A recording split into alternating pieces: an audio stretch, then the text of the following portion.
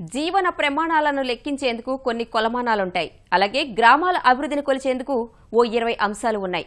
అందులో ఒక్క విషయంలో సంపూర్ణత సాధించిన విజయబాటలో ఉన్నట్లే లెక్క.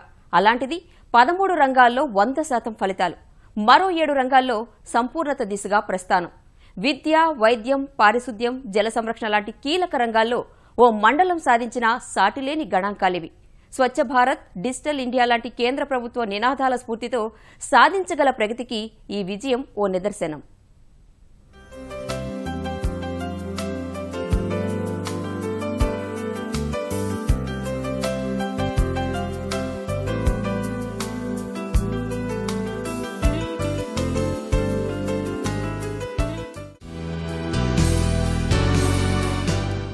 అభివృద్ధే దీక్షగా ప్రజలు, అధికారులు, ప్రజాప్రతినిధులు ఏకతాటిపై సాగిన వేళ పశ్చిమ గోదావరి జిల్లా నల్లజర్ల మండలం దేశంలోనే విలక్షణ గౌరవాన్ని అందుకుంది.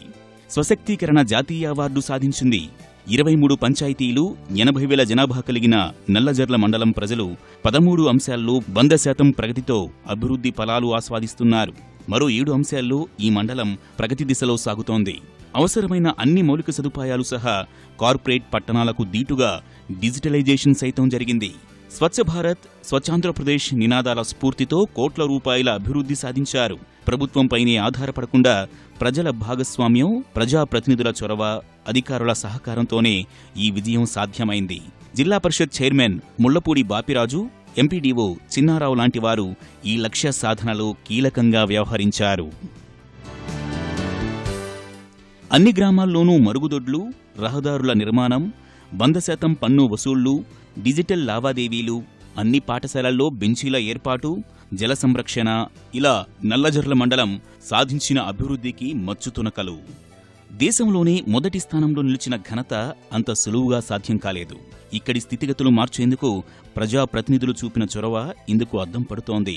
మొదట్లో ఇక్కడి ఉన్నత పాఠశాలల్లో విద్యార్థులు నేల మీద కూర్చుని చదువు సాగించేవారు. ఈ పరిస్థితి మార్చేందుకు అన్ని పాఠశాలలకు బెంచీలు సమకూర్చాలని జిల్లా పరిషత్ చైర్మన్ ముళ్లపూడి బాపిరాజు సంకల్పించారు. 1,20,00,000 రూపాయలు ఖర్చయ్యే ఈ పనిని తయారీదారులతో చర్చించి 48 లక్షలకే సమకూర్చేలా ఒప్పించారు. అందులోనూ 24 లక్షలు జిల్లా పరిషత్ నిధులు కాగా మరో 24 లక్షలు పూర్వ విద్యార్థులు, దాతలు అందించారు. ప్రతి ఉన్నత పాఠశాలలో ఒక డిజిటల్ తరగతి గదిని ఏర్పాటు చేశారు.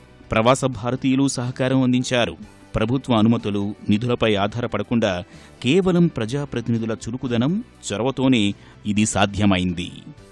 మొత్తం అందరికి ఓపెన్ డిప్యుటేషన్ ఫ్రీ చేయాలన్న ఉద్దేశంతో గ్రామంలో 780 మందికి బాత్రూమ్స్ కట్టించడం జరిగింది.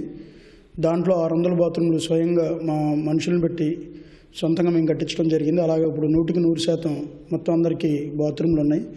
అలాగే స్మోక్లెస్ విలేజ్ చేయాలన్న కాన్సెప్ట్తో మొత్తం అందరికీ కూడా గ్యాస్ సిలిండర్లు ఇవ్వడం జరిగింది. అదేవిధంగా మాకు పంచాయతీ బిల్డింగ్ వచ్చేసరికి పంచాయతీ బిల్డింగ్ లేదు. దీన్ని ప్రభుత్వ సహాయంతో 13 లక్షల ప్రభుత్వ సహాయం, అలాగే 50% కాంట్రిబ్యూషన్తో మా తాతగారి పేరు మీద 26 లక్షలతో ఈ బిల్డింగ్ పూర్తి చేయడం జరిగింది. అభివృద్ధికి మొదటి మెట్టైన పరిశుభ్రత సాధించేందుకు అనేక పకడ్బందీ చర్యలు చేపట్టారు.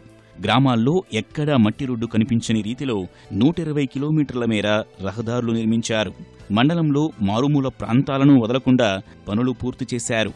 మురుగునీటి వ్యవస్థలో బహిరంగ నాలాలకు స్వస్తి పలుకుతూ భూగర్భ డ్రైనేజీలు నిర్మించారు. నల్లజర్లలో ఏ పల్లెలో చూసినా మురుగు కాలువలు కనిపించవు. 23 పంచాయతీల్లో బహిరంగ మల విసర్జన అనేది ఏ గ్రామంలోనూ కనిపించకుండా జాగ్రత్తలు తీసుకున్నారు. యుద్ధ ప్రాతిపదికన 8,000 వ్యక్తిగత మరుగుదొడ్లు నిర్మించారు. ఒక్కో మరుగుదొడ్డికి 15,000 రూపాయల చొప్పున నిధులు మంజూరు చేశారు. బహిరంగ మల విసర్జనకు తావు లేకుండా ఉండేలా కాపలా, జరిమానాలు లాంటి చర్యలకు ప్రతి గ్రామంలో కమిటీలు వేసి మరీ ముందుకు సాగారు. ఇంతకుముందు ఒక రోడ్డు 2 లక్షల రూపాయల నిధులు కావాలంటే ప్రజాప్రతినిధుల చుట్టూ తిరిగితేనే కానీ వచ్చేవి కాదు. అటువంటిది ఈ రోజున మా గ్రామం మొత్తం ఇక్కడ చంద్రబాబు గారు ప్రవేశపెట్టిన సీసీ రోడ్లు నిర్మించాలనే పథకం ఒకటే నుండి ఇక్కడ మాకు లోకల్గా జిల్లా పరిషత్ చైర్మన్ గారు ఆయన నిధుల నుంచి అయితేనేమి ఇక్కడ నిర్మించడం జరిగింది. నల్లజర్ల మండలంలో పారిశుద్ధ్య ప్రమాణాలు కొనసాగిస్తూనే చెత్త నుంచి సంపదను సృష్టిస్తూ అదనపు ప్రయోజనం పొందుతున్నారు. తడి, పొడి చెత్తను వేరువేరు చేసి సేంద్రియ ఎరువులుగా మార్చే కార్యక్రమాన్ని చేపట్టారు. ఇందుకోసం భారీ డంపింగ్ యార్డుల్ని నిర్మించారు. ఇంటింటి నుంచి చెత్త సేకరణకు నెలకు 20 రూపాయలు, దుకాణాల నుంచి 100 రూపాయలు వసూలు చేసేలా వ్యవస్థ ఏర్పాటు చేసుకున్నారు. బ్యాటరీతో నడిచే చెత్త సేకరణ వాహనాలు గ్రామాల్లోకి చేరి సందడి చేశాయి. బహిరంగ ప్రదేశాల్లో చెత్త పారబోస్తే జరిమానాలు లాంటి చర్యలతో ప్రజల్లో అవగాహన పెంచారు. కార్పొరేట్ హంగులతో పంచాయతీ కార్యాలయాల్ని తీర్చిదిద్దారు. ప్రభుత్వ నిధులు కొంత ఖర్చు చేయగా మిగిలిన సొమ్ము సమకూరుస్తూ దాతలు ఉద్యమ స్ఫూర్తి ప్రదర్శించారు. సౌకర్యాల మెరుగుదల సహా జల సంరక్షణపైన నల్లజర్ల మండలం వాసులు ప్రత్యేక దృష్టి సారించారు. పాడుబడ్డ చెరువుల్ని మెరుగుపరచడం, నీటి కుంటల నిర్మాణాలకు ప్రాధాన్యమిచ్చారు. దశాబ్దాల నాటి చెరువులు కబ్జాలకు గురై పూడిక పట్టిపోయి ఆనవాళ్లు లేకుండా పోయాయి. ఈ పరిస్థితుల్లో మండలం మొత్తం మీద ఉన్న 48 చెరువులు బాగుచేసేందుకు సంకల్పించారు. ఆక్రమణల తొలగింపు సహా భవిష్యత్తులో మళ్లీ ఆక్రమణలు జరగకుండా రాతిగట్లు నిర్మించారు. నడకదారులు, ఉద్యానవనాలు ఏర్పాటు చేసి సుందరీకరించారు.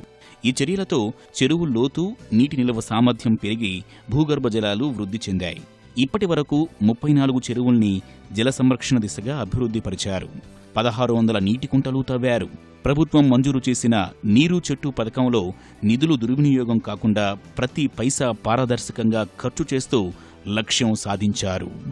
ప్రతి రైతు కూడా వారి పొలంలో పంట కుంట ఏర్పాటు చేసుకోవాలి అనే ఉద్దేశంతో ప్రజలందరినీ కూడా మోటివేట్ చేసి వాళ్ళ భాగస్వామ్యాన్ని తీసుకొని ఈ జిల్లాలోనే అత్యధిక స్థాయిలో 1600 పంట కుంటల్ని 5 కోట్ల రూపాయలతో తవ్వించడం జరిగింది. మేము ప్రతి రైతు, చిన్న సన్నకారు రైతు అనుకున్న వాళ్ళు ప్రతి వాళ్ళు కూడా వారి పొలంలో పంట కుంటని ఏర్పాటు చేసుకోవాలి అనే దాన్ని లక్ష్యంగా పెట్టుకొని ఈ సంవత్సరం పనిచేయడం జరుగుతోంది. పట్టణాలతో పోటీపడే రీతిలో నల్లజర్ల మండలం గ్రామాలకు సాంకేతిక సేవలు విస్తరించాయి. ఖాళీ ప్రదేశాలను వదిలిపెట్టి నిర్మాణ విస్తీర్ణం ఆధారంగా ఇంటి పన్ను చెల్లించే విధానం ఈ మండలం నుంచే ప్రారంభమైంది. ఈ విధానంపై మొదట్లో వ్యతిరేకత వచ్చినా క్రమంగా ప్రజలు అలవాటు పడ్డారు. 100% పన్ను వసూళ్లకు ఈ ప్రక్రియ తోడ్పడింది.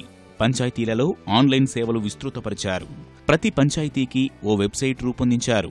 పన్ను వసూళ్లు, ఆదాయం, కుల, జనన, మరణ ధృవీకరణ పత్రాల దరఖాస్తు ప్రక్రియ మొబైల్ యాప్ ద్వారానే నిర్వహిస్తున్నారు. మినీ ఏటీఎంల ద్వారా డిజిటల్ ఆర్థిక లావాదేవీలు సమర్థవంతంగా అమలవుతున్నాయి.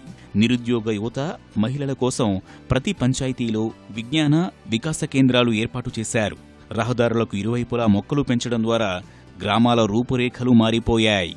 అన్ని రహదారులు కూడా సిమెంట్ రోడ్స్ పోయాలంటే దాదాపు ఈ మండలం అంతా కూడా 60 కోట్ల బడ్జెట్ అవుతుంది. 60 కోట్లు 20 కోట్ల పని గడిచిన 30 సంవత్సరాలుగా చేశారు.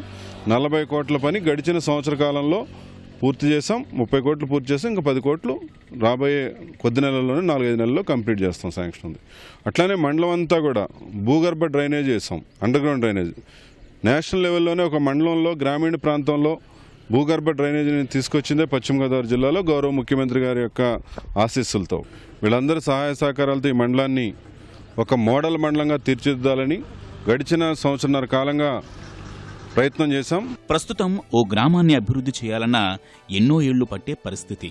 అలాంటిది అనేక గ్రామాల సముదాయమైన మండలాన్ని దేశంలోని అగ్రస్థానంలో నిలపాలంటే ఎంతో దీక్షాదక్షతలు కావాలి.